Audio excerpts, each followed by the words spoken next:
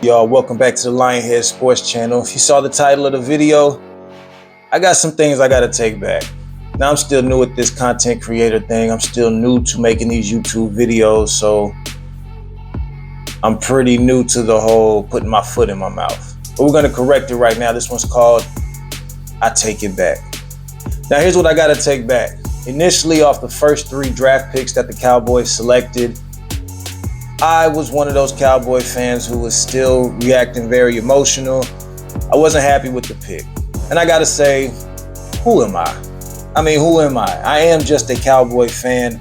I'm not a general manager. I'm not a talent scout. I'm not a head coach. I'm not any of these guys that have access to all the information. I did not get to meet any of these players. I am not the one in charge of the mission statement and the culture of this team. So kind of got to check myself and remind myself that I am just a fan. And what in my Madden 2025 makes me think that I could do a better job than the guys that have all the information, that got to meet up with these guys face to face. It's kind of where I'm sitting at right now with this whole draft thing. All right. We got to put faith in Schottenheimer and this coaching staff. When they got hired at first, I think there's a common theme there. What we want and then what we got. What we want and then what we got. I'll speak for myself. Let's just be honest. What I wanted was something new. What I wanted was us not to be them same old Cowboys. And I got that when I got Shotty. He's not what I wanted. I wanted Dion. I wanted some other names that were out there. But I was won over when Shotty got the job. I liked how Shotty had a relationship with his players and how he had emphasis on having these personal relationships with his players. I was a fan of the culture that he spoke about bringing about. And I was motivated by the players taking to Shotty in a way I haven't seen them do with Garrett and McCarthy. So with that said, I can't be wishy-washy. We can't be wishy-washy. Shotty won us over just like he won our locker room over. Let's trust Shotty and this staff that they put together. Because if you look at what they did in the draft, did we get what we want? What we thought we could do better than? We thought we could do a better job than them? Did we get what we want? Or did they do exactly what they said they would do, which is also what we wanted? We're not the same old Cowboys with these draft picks. We've got a change in identity happening with these draft picks. We're not small and undersized no more.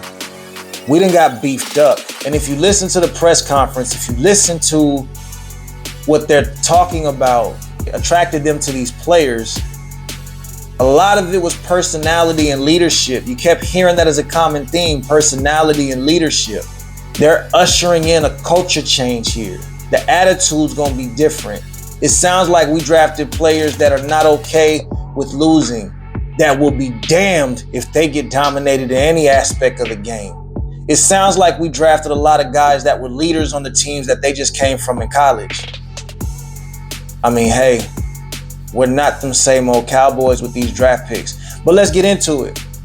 First, we got Big Tyler Booker. And if you've been listening to Tyler Booker, if you listen to the buzz around Booker, he's a bully.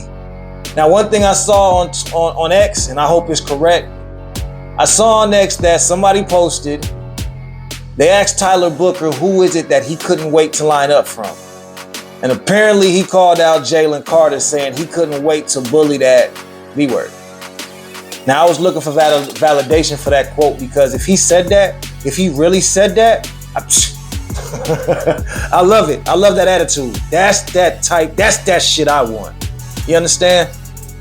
He's going to be I believe he's going to take over as a leader on that offensive line, to be honest. If not Tyler Smith, I feel like Booker's about to take over and become the personality, at least, of that offensive line. Now, we did get Donovan Ezeroaku. I probably messed that name up.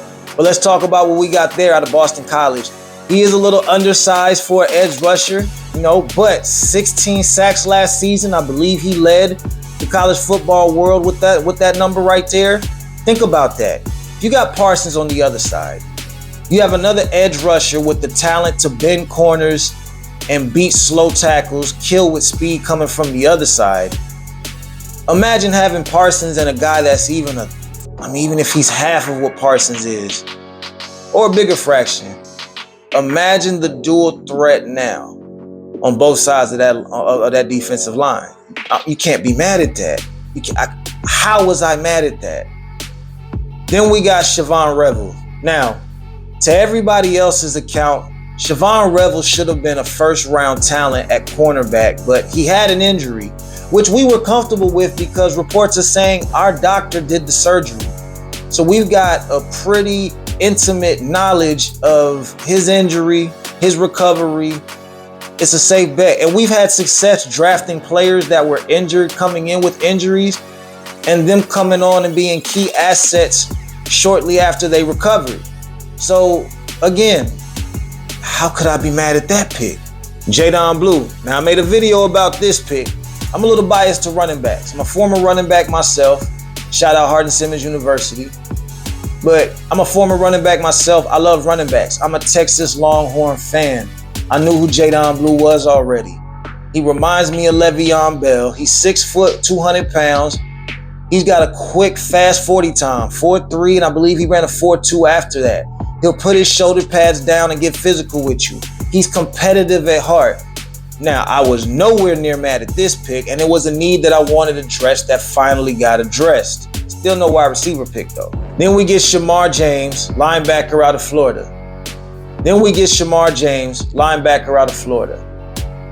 Now, this pick, I'm a little on the fence with.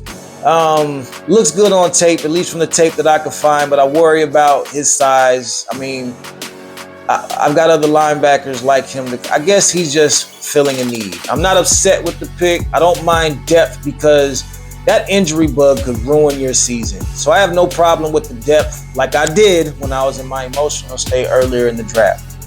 Having depth at all these positions, quality depth, it prevents us from falling or losing our whole season to the injury bug, which every team is susceptible to. Then we got Cornelius out of Oregon. This is another big, beefy body where I say we're not small and undersized no more. We've got some beef. We got some size.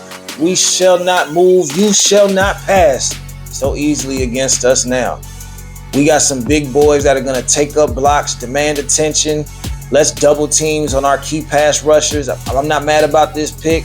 I don't know, man. Mozzie got some competition out there, and he better get his mind right because I feel like him and our 7th round pick could probably cost him his job, especially since they're bigger, they're beefier. They have a lot more to offer, I believe, just from a physical standpoint than Mozzie not playing at his highest potential. So when you look at it all together, man, I didn't get what I wanted. Many of you did not get what you wanted. The main thing we really wanted was the answer to who is going to take the attention off of CeeDee Lamb this season. But I think the answer is clear. We either got plans to get somebody out of trade or free agency. Amari Cooper's out there, and speaking for myself, I think an Amari Cooper reunion might be a good thing. But if it's not that, then hey, it might be Mingo. And I don't believe Mingo got a fair shot at showing us what he could do. We got him from Carolina. His quarterback in Carolina wasn't all that. So I still don't think he got a chance to show what he could do there. And then he came to us, Dak gets hurt, and Cooper Rush, trash ass in my opinion, Cooper Rush couldn't do anything to give Mingo a chance to show his talents either. But again, who are we to think we know better than the guys that are there, the boots on ground, the guys that are with these guys day in, day out? They may see something that we're not privy to. They might see it with Floneroy, probably said his name wrong. They might have faith in what we got, at least with Mingo, to where having 4 back, Mingo might be the one to take that attention off of CeeDee Lamb. He's going to have to show it. The league will find that out late, and they'll start making their adjustments. Until then, hopefully he's underestimated, which means he's open to make some big plays and make some big things happen for us. So I take it back, Cowboy Nation. I do feel like this was one of the better drafts we've ever had for this reason and this reason alone. It was a culture shift. That I'm for sure on. It was a mentality shift in the locker room. We are not those same old Cowboys with these guys coming in and shouldn't be going forward. And that goes from the coaching staff to the players that this staff picked up in their first draft with the team. I'm hopeful at this point. How about them Cowboys?